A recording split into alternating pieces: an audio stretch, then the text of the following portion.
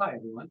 I'm Dave Ardell. I'm in molecular cell biology. I've been here at UC Merced since 2008, and I've really enjoyed this year of being in this cohort. I've learned a lot from you all. I'm especially excited to compare notes, and import techniques into our science education. I've been involved in teaching introductory biology, but I'll be talking today about a course that I created here taught on campus since I've been here 12, 13 years, maybe 10, 11 offerings, which is bioinformatics, Bio 182. I'm gonna just make sure I keep track of time. This was really, I threw myself into this, and I have to give credit to my graduate student, my doctoral student, Fatima, who was my TA, who joined me courageously in this, as far as I was concerned, massively experimental plunge into ungrading. So this was a change of this class also in that it used to have a max enrollment of 25, and I dropped a unit from 5 to 4 units and let it enroll up to 90 students. So there was already, I have kind of a bit of a background in improvisation, and I tend to bring that improvisational style to my course planning and my teaching. That's to say I'm not always such a great planner. And so we kind of fake it till we make it, and we learn as we go. And I want to tell you about our experiment. So there were really a lot of things I learned in the cohort, but something that very much caught my attention, and I have to say was even a motivating factor for joining the cohort, was my experience even from the beginning, not so much in this class, but especially in Bio 1, around a mismatch that I felt between expectations of my students and their roles and expectations of the class and of me and the whole process, where I felt that maybe I was missing some of their best efforts, and maybe they weren't benefiting from what I thought were some of my best efforts. And so I really wanted to address this. So I'm going to begin by just talking about what is ungrading. And we got a variety of materials about ungrading and over the course of the cohort, and I'm sharing some of them on future slides, but I want to start with an exercise that we did where we were trying to relate anti-racism to or try to describe the relationship of anti-racism and how it informs or interacts with these various activities that professors, instructors, and students undertake here. And for me, I would say not just in teaching, but this year, my word for the year is consent. I really feel that everything we do here, everything from our shared governance, the way we interact with each other, every aspect of how we engage in this university, I feel has an underlying code of consent or lack of consent and coercion. And I've been really fascinating into asking whether, or what is the role of, if I could address this issue of consent with my students, maybe we could improve the learning experience. So from my perspective, the notion of anti-racism it gets around asking, do students even consent? How much do they consent to what they learn? How they learn it? And especially, do they consent to being graded at all? Like, do I actually have their consent to grade them in any way and assign them to some grade category or to rank them in their context of their peers? This is something the university demands of us to do, and I'm not sure I consent to doing it either. And so, so I, of course, then, so you could apply it to these things, and the sort of the tension between these activities that we have to do or that we come to expect must be done, or as we shall see, is built into the tools and resources that we have no choice but to use. but there's also a role of consent in what we are teaching and what students are learning. And I think it's just as relevant around the content as it is around the process. So just a little more about ungrading. I have some links from the notes that I got in the cohort. These are blog posts from famous educators, really centered in this ungrading movement, discussing some of the liabilities and the drawbacks of the grading paradigm. And I think I want to emphasize, I will talk a little more specifically about how grades aren't fair, and I think it addresses things that have come up previously in our talk today about how things that we think of as being objective standards that are shared are in fact absolutely not objective or standardized. So and this is really yeah. Okay. So this book, I found the reference from the notes, and I mean this is nice. I found that this ebook is available for free, accessible online through the library. So I did use it in some extent, but I have to confess that I wasn't at liberty. I didn't have as much time as I would have liked to try to incorporate and redesign my course to incorporate all of the things that are there. I will point out that a major aspect of the ungrading strategy, as it's called, involves student self-assessment and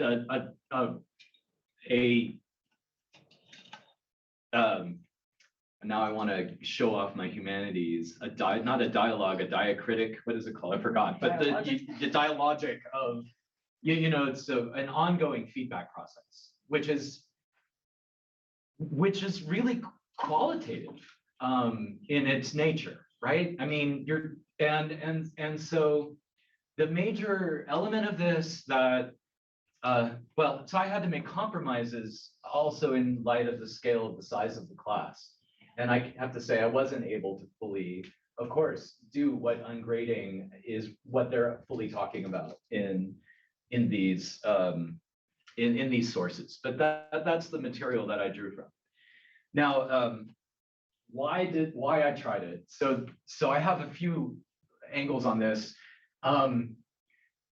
This is just coming as a biologist, and in light of the tragedy, it's not even right to call it a tragedy in Buffalo, but just thinking about as a scientist who trained in genetics and statistics, I find it to be immensely tragic that very basic things about human variation and statistics are not more widely known, because and so in particular, when I look at this grading scheme, to me, it references actually a systemic racist legacy of outmoded notions of statistics and human variation. And so when I talk about how I use different, just even before this year or just back in teaching Bio 1, I set up my own grading scheme on the basis of my experience, but also I'll talk a little more about how I graded even before this year.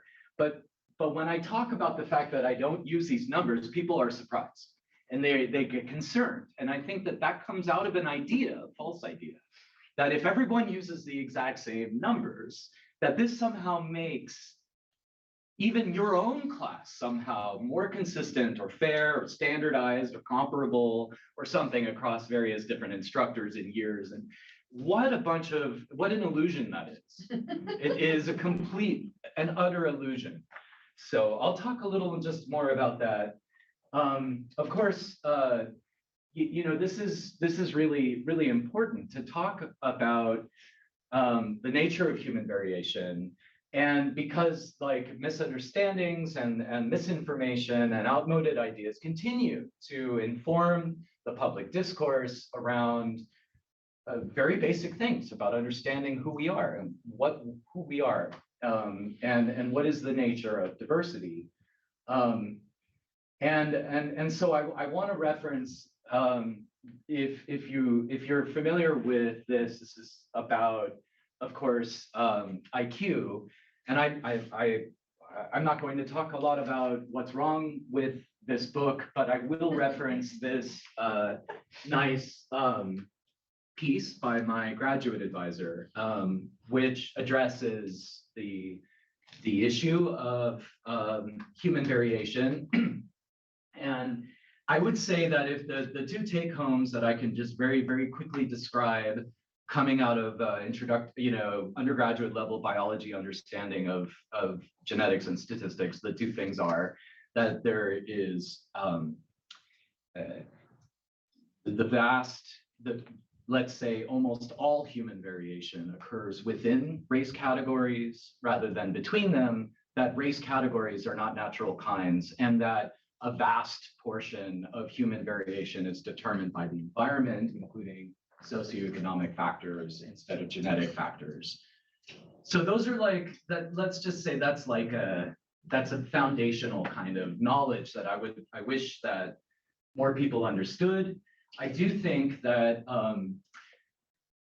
I think that the challenging thing talking to humanists, especially my friend Tanya, she's absolutely right that Linnaeus was a massive racist, and Fisher was, that the birth of genetics and the concepts we were just talking about is grounded in a lot of racist ideas, and eugenics came from it.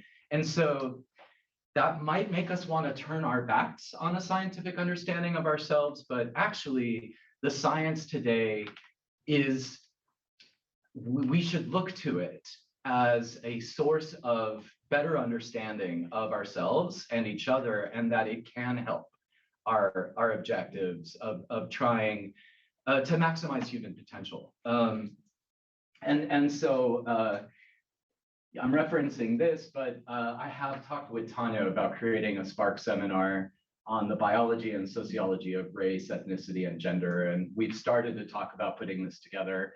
She's very busy, so we'll see when this ever happens. But I do think this is a really important topic for our campus. Okay, so I just briefly want to talk about how I do assess students, how I have assessed them, and this continued here in this class this semester. So I have relied very much on point-based assessment. I also don't, I try to spread that risk for students over many assessments and other strategies around that.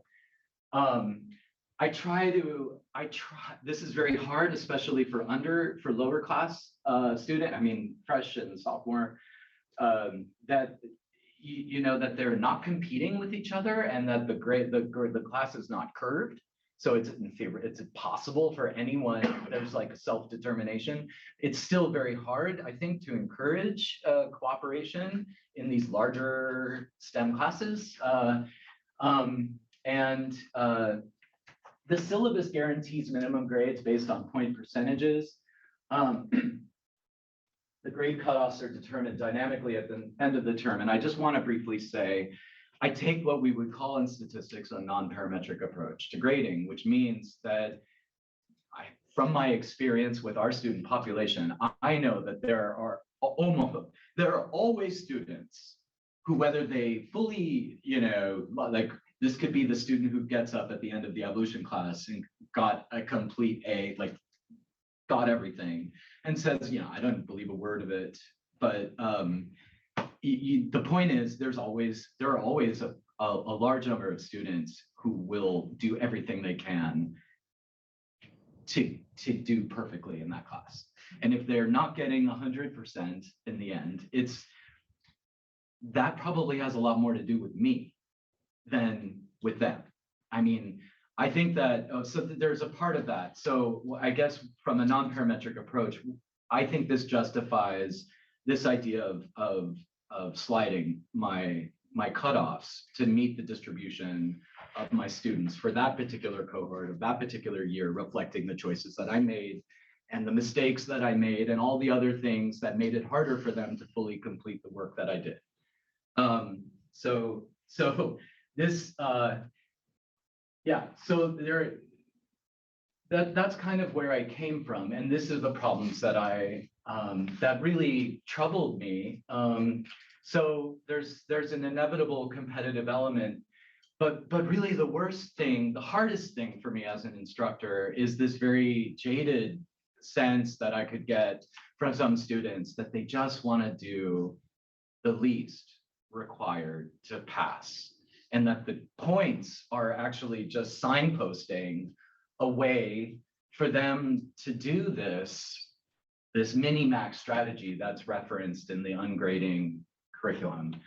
But there is so much more about the behavior that the grading and the points, they know that I mean, just the amount of litigation around specific point giving, and it creates an atmosphere of distrust. But I would like to really emphasize more what, in the process of planning this, what I realized that the point giving and the point-based grading did to me, which is to alienate me, or to sort of give me something to hide behind. Like in a sense, hiding behind points and point-based assessment allows me to check out from what is going on with my students, and how can I engage with them in their work in a meaningful way that matters to them. Because if their motivation is around the points instead of the learning, then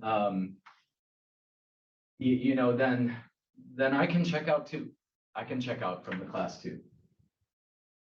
So a little more about this, and I have to confess, I feel even vulnerable just standing up here talking about all of this, because even in the process of this of this cohort, I felt like trying to talk about some of these things and my perceptions of how students were engaging with the class made it feel like I was myself making prejudiced or stereotyped statements about our student population, which I wasn't trying to do. And so this is all sensitive stuff, in my opinion.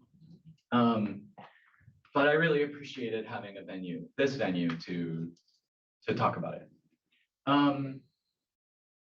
So I think I've gone, and just in the interest of time, I'm going to now share how it went.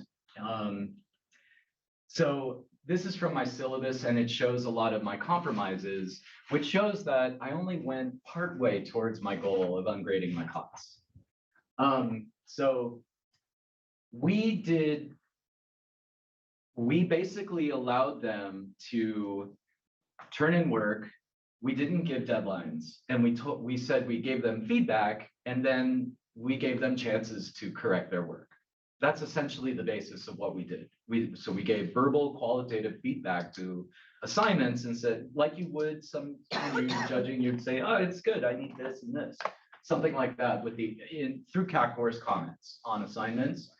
I did not, because of the pandemic and everything, I decided to be extremely flexible, also about the deadlines, also about attendance and participation.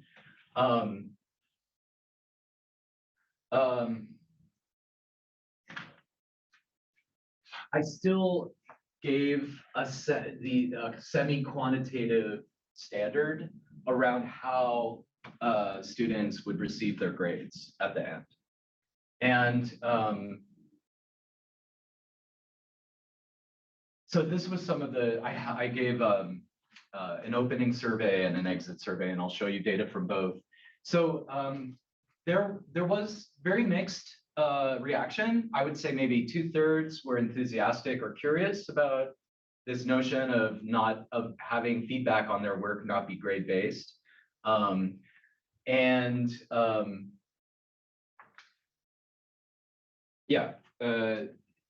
of the most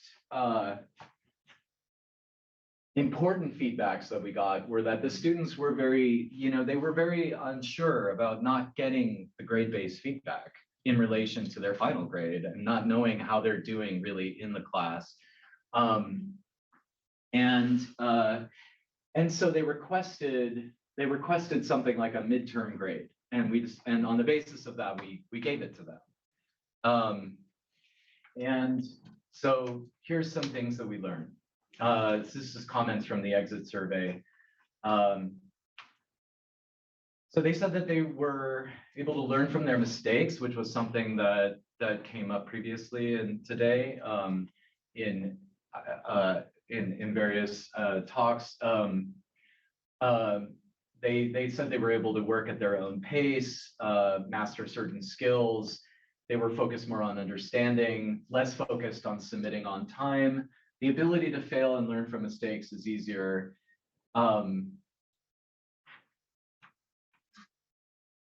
Here were some disadvantages.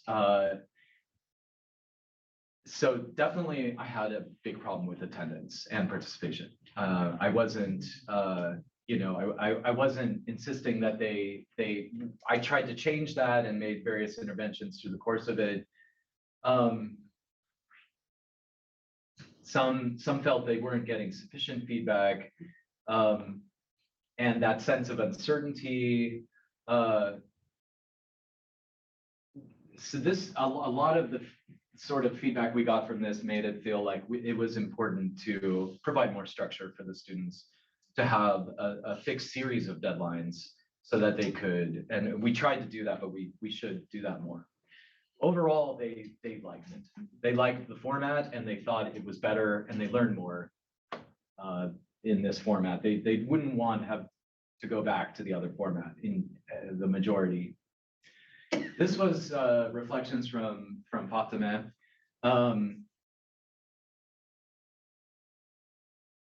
Sorry, it's cut off, but this was one of the main points. Evaluating humanly and responsibly requires more work and flexibility. In bio, we have one TA for 90 students. Yeah. It's really, really very hard to have that individual portfolio-based assessment. And so this means that our university is structurally allocating resources to a racist paradigm. I mean, for the expedience of basically commoditizing our students' learning in a manageable way. And it was also very hard to ungrade in CAT courses. I mean, we were still giving point-based feedback, and just by reducing the number of points instead of putting a letter grade on it, it helped us understand or provide a way to keep a record of it all. But it's actually CAT courses, it would be amazing to explore if CAT courses could be engineered differently, or if there are apps or other things that could modify how we provide that assessment, how it's recorded, or perhaps integrated as a portfolio. But CAT courses draws you right into the graded paradigm, and there's not much way to escape it.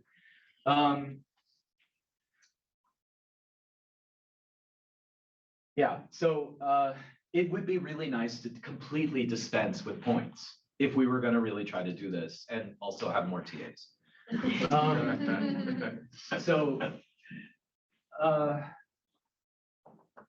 Okay, and then, this was a big question for the last panel. I mean, I'm really enthusiastic, excited about trying to bring active learning in the context of this. It's so important for STEM, and I'm really curious about it. But just the very idea of even trying to have like portfolio meetings or anything with students, or even really engage in polling or anything when 2/3 of the class are not there, or going to watch a recorded video or something, I just don't know how to do that. Maybe, maybe if you really doing the work that we discussed around building the cohorts, laying the ground rules, and perhaps really structurally requiring the attendance participation somehow is important to the active learning process. I'm still trying to figure out that. And that's it.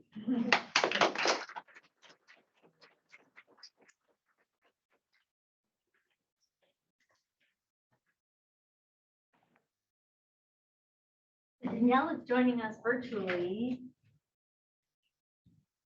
Do I unshare them? No, I'll just move it. You've got the clicker. Clicker. No. The clicker.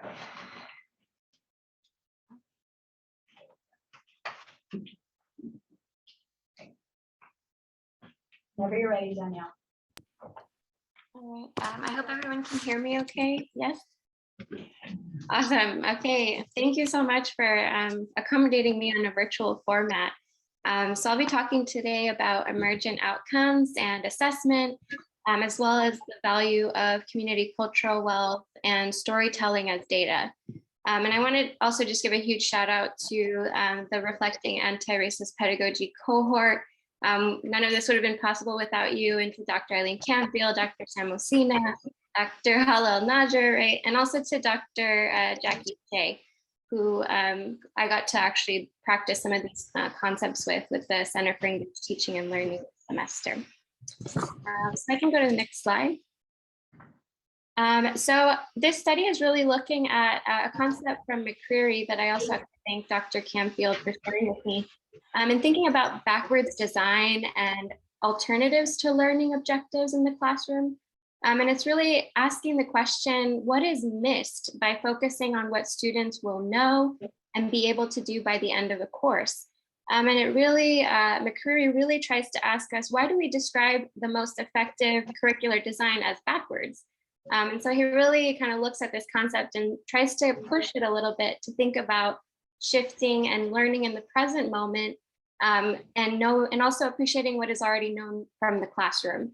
So he talks about a pedagogy of intentionality for both the students and the instructors, and he calls this emergent non-striving, which, I think Dale spoke really great about, the concept of ungrading, right, and what it means to kind of maybe emergence and non-strive in this context. So there's room for flexibility and adaptability.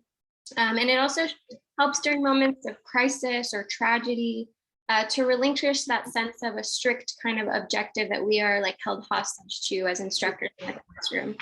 And so in the next slide, I'll show a little bit about where this idea of emergence kind of came from. It's kind of seen as like a little bit of a buzzword lately, but I really like this book by Adrienne Marie Brown, who talks about emergent strategy of really, thinking about how do we organize, for instance, in social justice spaces, and now taking this concept into classrooms when we're thinking about anti-racist assessment or nonviolent assessment. And she says, for instance, less prep and more presence, which is also a little bit scary to think about in the classroom, but how can we really make space for being present with our students, and also trusting the people in your class and asking them, what do you know? What would you like to learn about? And keeping that kind of flexible in the space so that you can create emergent outcomes rather than the instructor setting the learning outcomes from the beginning, and there's really no flexibility in that. So I thought, why not explore this based on kind of my own research and interest. In the next slide, where it talks about community cultural wealth. And this is something that I really enjoyed talking about, researching, and also storytelling, where my background has focused on Indigenous methodologies. And I'll talk a little bit about storytelling and how we can incorporate both cultural wealth and ITech, which I'll explain, as the pillars in which we can build emerging outcomes. And it's really to think about it as an integrated process, or perhaps a weaved process, something that is spontaneous, open-ended, meaningful, and collaborative for students, that looks at the student in a holistic way and also in a what we call whole person learning. So we're not just seeing the student as the academic in the room, but really seeing them as the entire person, everything that they bring to the classroom. So in the next slide, just briefly, I know a lot of you may have heard or have read this before with community cultural wealth by Terry Walker. And just so you all can see it in case you haven't seen this before, it's just a shift, Terry also says, of looking at capital, not just as income in dollars that students may bring to the university, but instead all the different types of capital, like linguistic capital or natural capital, familial capital, all the different things that we bring and our students bring as UCM students to the classroom, that creates community cultural wealth. And there's already that wealth in our classroom that we can tap into. And she cites Gloria and Saldua a lot in this article, and says we have to really shift from these deficit models in the classroom to asset-based. And so we have to create new categories for those of us who have been left out or pushed out of the existing ones. On the next slide. I'll give an example of this cultural wealth and storytelling and how these can be the kind of foundations in which we think about emergent outcomes. So this is a story from the Norfolk Mono, and it's their creation story. And they say in their story that the inchworm was able to retrieve the falcon caught on a high rock by going up the rising water table created by fires put on the land by the Mono. And so we can look at a story like this in the classroom and think, what do we gain and what do we learn from this? And Ron Good says, we burn to restore the land, we restore the resources, we restore the water to bring back where it can reproduce on its own. We're burning minimally 3 times in 10 years. Then the next 20 years, you're only going to need to burn once. That's what we call a 30-year cycle. The decisions that we make and our practices that we do today affect generations down the road.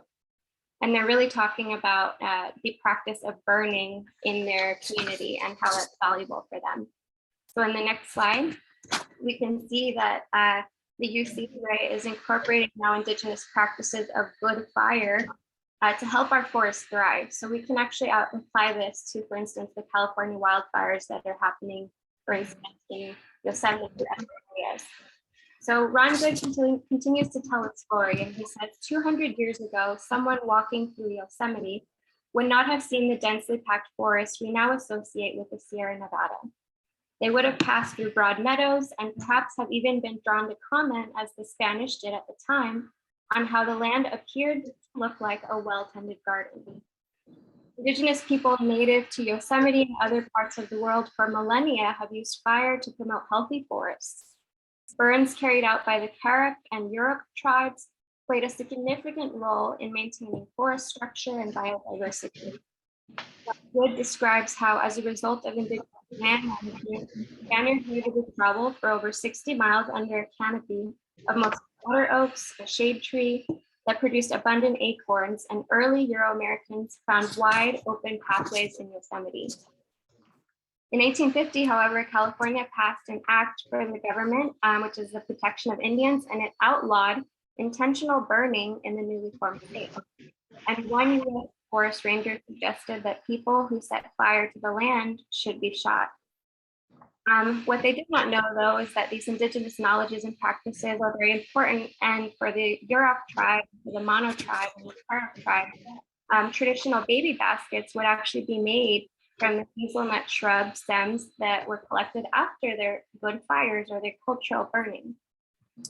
On the next, this is called Indigenous Traditional Ecological Knowledge, or ITEC. And so ITEC has actually now been incorporated into federal policies. The White House has been trying to incorporate ITEC into sustainable design.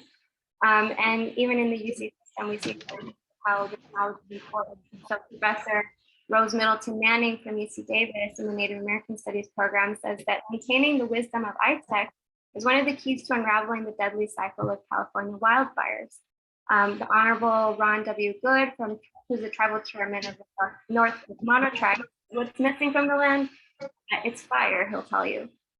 So cultural burning or good fire, it's of spiritual and cultural importance. The burns are designed to cultivate the biodiverse, sustainable growth that make landscapes more resilient.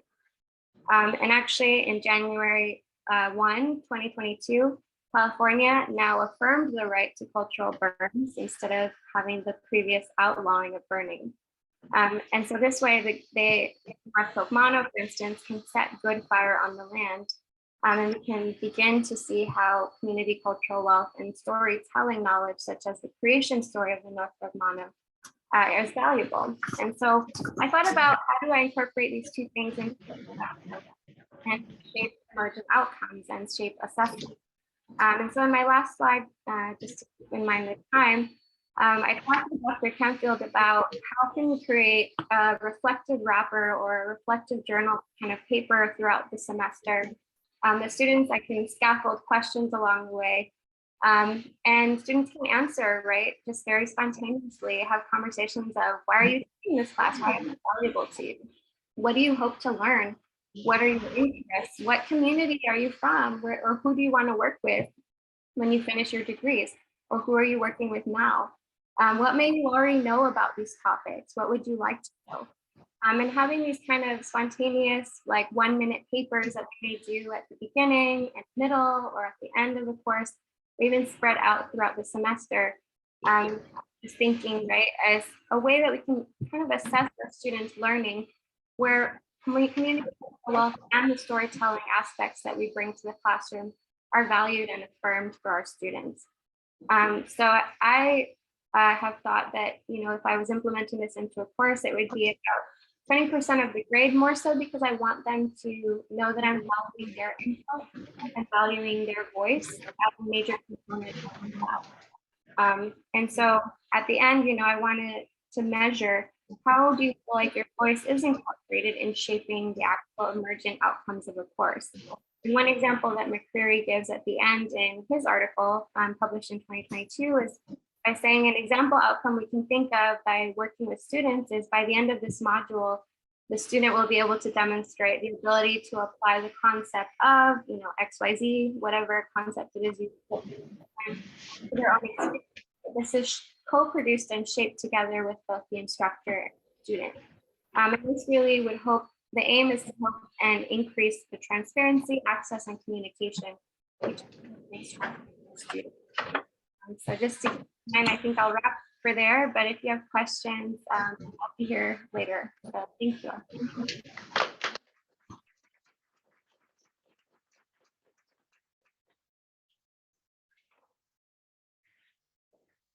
Thank you. Right is forward, left is backwards. I think. Yes, it is. All right. I will be brief. We have been here for a long time. Actually, against briefness, I just want to say something very quick. A shout out to what we just heard, because traditional knowledge, it is culturally relevant, historically, that's all wonderful stuff. It's also actual knowledge. It's engineering knowledge that can and should be learned in engineering schools. It's just as technological as this screen. I've looked at this a little bit, and it's one of my pet causes. So anyways, what I'm going to talk to you about today is what I'm going to tell you a very short story about how I try to address some of these issues in probably the most square class that we have in School of Engineering, which is Status and Dynamics, Engineering 57. This is an introductory engineering course. Unlike other courses in which I've tried to apply the stuff we do at ROAR, like engineering economics, like computer coding, there's always room to do funny stuff, to hijack the course content, to talk about socially relevant coding. There's no such thing here. There's only forces, velocities, and accelerations. That's the only thing that you talk about for 16 weeks. And so it's very, very difficult, at least for me, to try to do something anti-racist in that class. But what I found, I can't point there. What I found early in the semester is that the post-COVID landscape was bleak. The students not only had spent 2 years not learning vectors and matrices and math and all the stuff that I need to operate in this class, but they had spent a long time also just disengaging themselves from the learning process. The students were there physically, but not mentally, not spiritually, not, and I could see it in their half faces. At first we were masked. I could see it in their eyes. They were gone. I could see it in their body postures. I could see it in the lack of interaction. And even when I asked people questions, they didn't even realize that I was asking them questions. I had low attendance at the beginning. Students were coming to class, but very soon the numbers started to dwindle. I had low engagement. People weren't turning in assignments. Nobody was coming to office hours. I'm infamous. I'm sure my colleagues are annoyed by the amount of people that usually go to my office hours. There's a long line outside and it gets very loud and people don't like it. That didn't happen this semester. There was nobody. And so I came up with the hypothesis that the problem was not, or at least not only, intellectual. It was, and everybody else's theory was, well, the students just didn't learn enough math. which is true. And they didn't learn enough, whatever, the vectors and the matrices, which is true. That's also not a problem. You don't know matrices, that's fine. I'll teach you how to invert a matrix. It's not that difficult. The problem was emotion.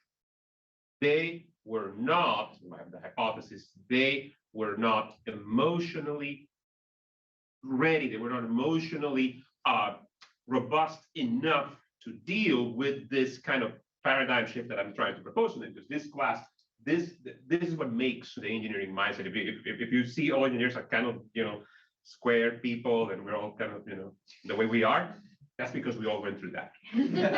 So, how do I deal with that? How do I help students overcome this emotional problem? Well, I learned from Eileen the concept of self-efficacy, and it occurred to me that that's the problem we have: lack of self-efficacy. Self-efficacy, you have the definition there. It's basically the belief that a person has in their own capacity to do something. In this case, their own capacity to solve engineering problems. They had no such belief.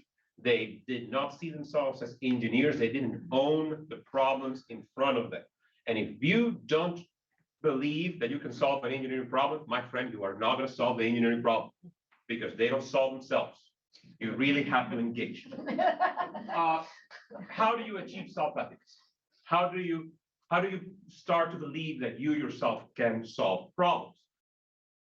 By having mastery experiences, by achieving something, even if it's a little bit.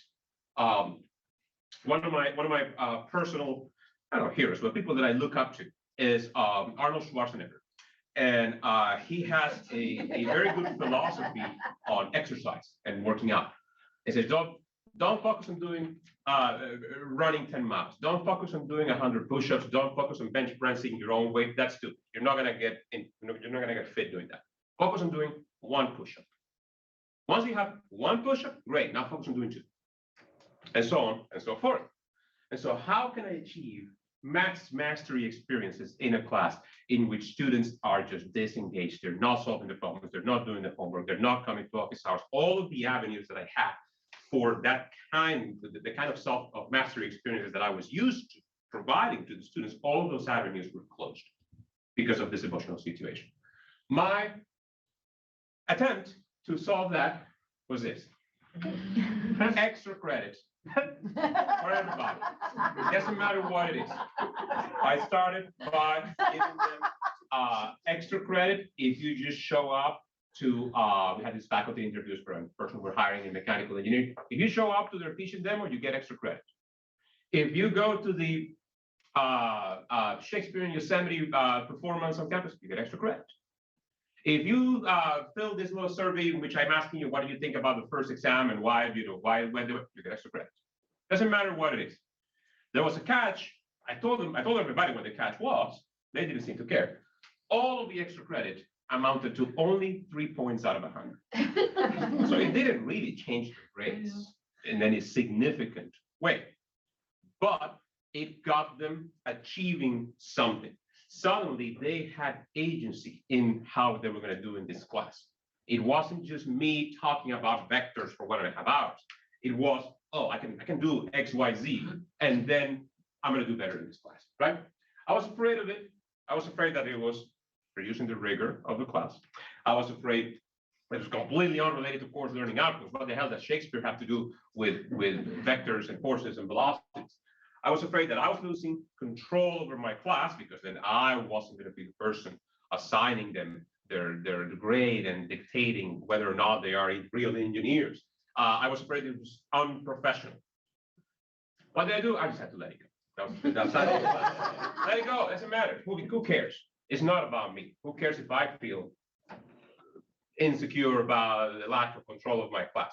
The point is, will the students succeed, right? What happened? These are pictures of them going to their extra credit assignments. I just thought it was cute. And I didn't have permission, so I, replaced all their faces with the smileys. The moment I started giving them all these extra credit assignments, attendance improved. Why? I don't know, but they started going more. Office hours presence improved. Students started coming to office hours to ask random questions, to talk. There was a kid who came and told me that he wanted to be a paleontologist, all sorts of crazy stuff. Student initiative. I had a student approach me at the end of one of the classes and say, "Hey, professor, can I propose an extra credit assignment?" I said, "Sure, why not?" And then she said, "Well, we had the Hmong culture night, and that's really not actually. This here is a Hmong culture night. Can we make that an extra credit?" "Yeah, sure. I teach with a microphone, so here's a microphone, and tell your colleagues." And she turned around and told everybody and invited them, and yeah, they got extra credit just from going to the Hmong. They had to submit a selfie. That's why they had all those pictures.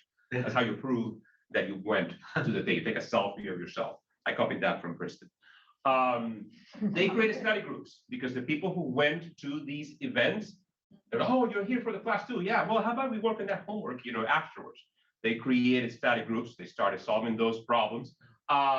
And they had happy faces. I only saw this after we unmasked. But they had happy faces. They were happy in the class. They wanted to understand. They were present. They were present emotionally there, not just physically. So it was very successful. I intend to do this now forever. I'm going to give people extra credit for all sorts of silly things. It's really, really useful for me, at least as a technique to break that kind of emotional ice that is the beginning of one of these courses, especially the types of courses in which the students are looking at something for the very first time. This is the very first course in which people are dealing with engineering problems. Later on, it doesn't matter. They kind of understand the engineering problem solving process. But early on, this is really important. And so my conclusion from all this, and we have 3 slides. I said I was going to be brief. My conclusion is let it go. Let it go. If the grades are indeed silly and meaningless, why are we taking them so seriously? Let it go. Thank you.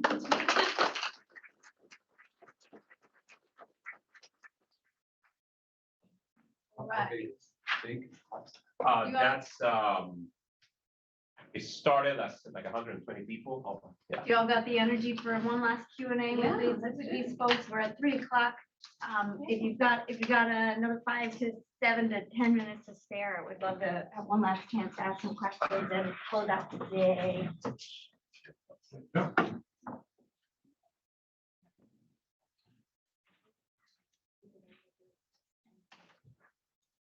Yeah, question. So I have a question, and I think it's geared to Dave. So like and I was thinking about the graduate students who spoke earlier, and the questions that Hala asked as well about like grading. And so I was thinking about the ungrading approach and the flexibility of when things are due and all of that. And one of my concerns with that is that it sounds like it puts a tremendous load on the professor and the TA to be keeping track of how many students, 90 students in a class or 120.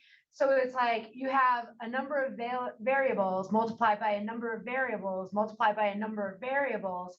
And so it would be really easy that things would fall through the cracks. And then also the idea that, okay, well, it's not a point-driven thing, it's a feedback-driven thing, and feedback takes more time to determine, because there's actually a narrative involved than a point system. And so I think you kind of hinted at this, but it's like I guess I'm asking, like, what kind of conversations did you and the person, Fatima, is that who it was? Yeah.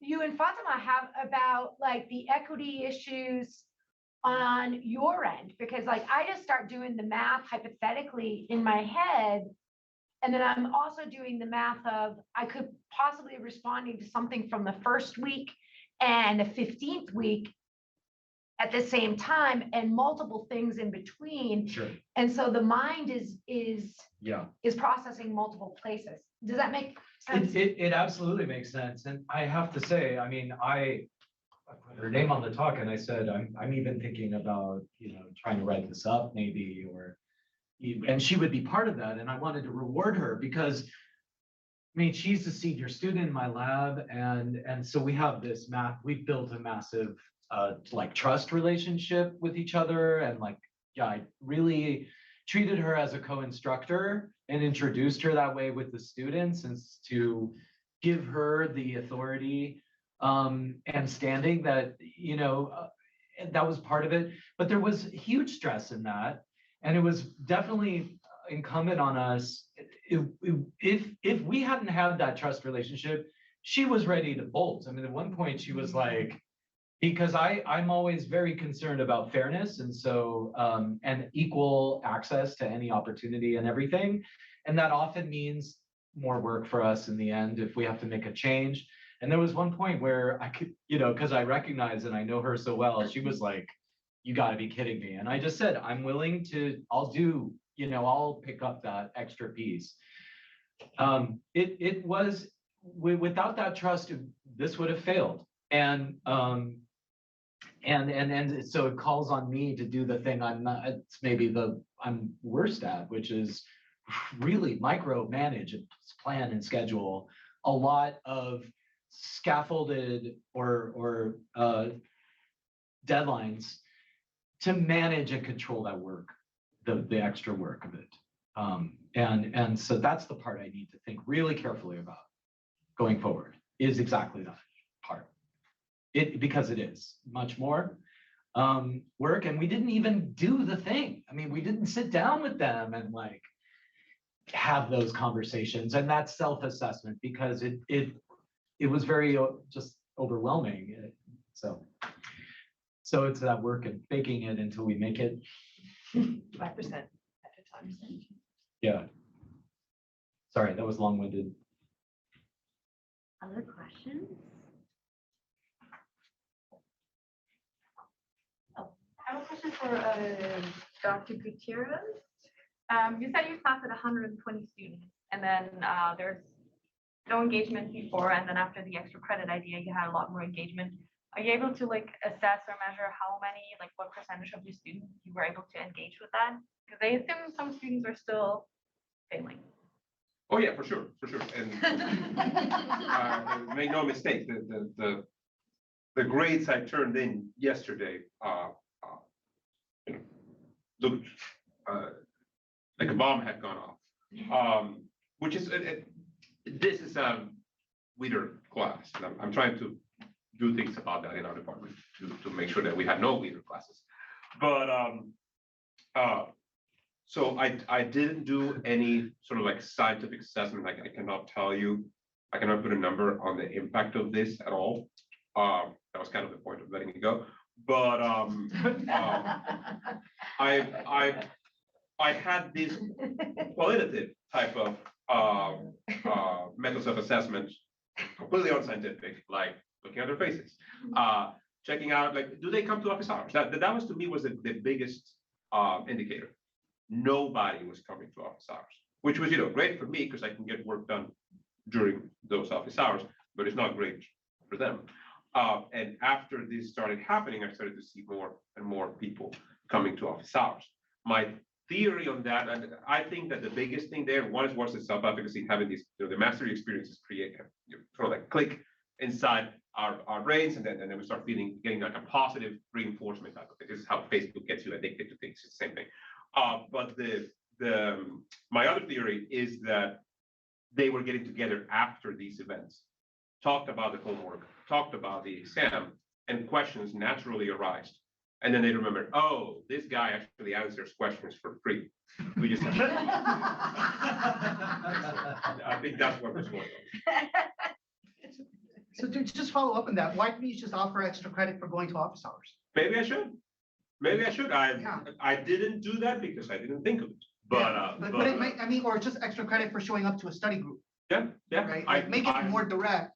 Because I think the magic of the extra credit thing, and I do this in my class as well, is that it helps build a sense of community, particularly a community when you're not there sometimes, right? And it's among themselves. And I think that's what made this such a successful thing. But there's also a way in which it could build a community along with you, right? And it looks like extra credit might work that way. So, so I'm thinking just for coming up to office hours, you get extra credit. That's a good idea. I thought you did do it. I thought it was on your list. I thought No, that's- no, you not did for do the it. office Yeah. hours, no. Yeah. I will add, we had an instructor that was in the series that tried to set up something similar, maybe not extra credit based, but let me make a movie night and see if people show up. But sometimes when you tell students to do the thing, they don't want to do the thing. That was me. Yeah. I totally failed. I stopped doing the movie night. And so sometimes Yeah. it's organic, Exactly. it's giving them spaces where they'll show up. Yeah. And then Right. they'll naturally, because sometimes, you don't like everyone who's in your class, right? Right. And so Yeah. giving the students sometimes a chance to just build their own community in the classroom, I don't know, it might work, but it might deter them. Or give them a survey. Again, this is just at the beginning, like where do they like to go? Where they like to hang out? And get a sense through a Google Doc or a survey or something and figure out what is that makes your class tick as a group of students. Where do they go? Where do they hang out? What do they like doing? And then build that into a format for extra credit or somehow, right? I think that's a good idea, and I really think that whatever it is, having these little mastery experiences, actually achieving something, whatever that something is, has a big emotional impact. Yeah. That's true for learning. That's true for our lives. Like we get that little good feeling from, oh, this is good. I did this thing, and that motivates you to do another thing and then another thing and then another thing. That's what I think is the mechanism at the center of this whole thing. So I'll let that be the last comment. I hope that you all go do something like little for yourself to make you feel good about what you're doing. And one last round of applause for our panelists. I just want to real quick, some people have asked, they're reflecting on anti-racist pedagogy group lives. We're looking toward year 3 next year. And so everyone here and beyond and in Zoom land are invited. You signed in over there. I will be reaching out to folks and just saying, hey, thanks for coming, and let me know if you're interested in participating in these monthly gatherings. You don't have to present at EASE. This is probably about a third of our overall spring group that presented today. But it really is a lovely community of learning and kinship and all of that good stuff. So just know that is open to y'all.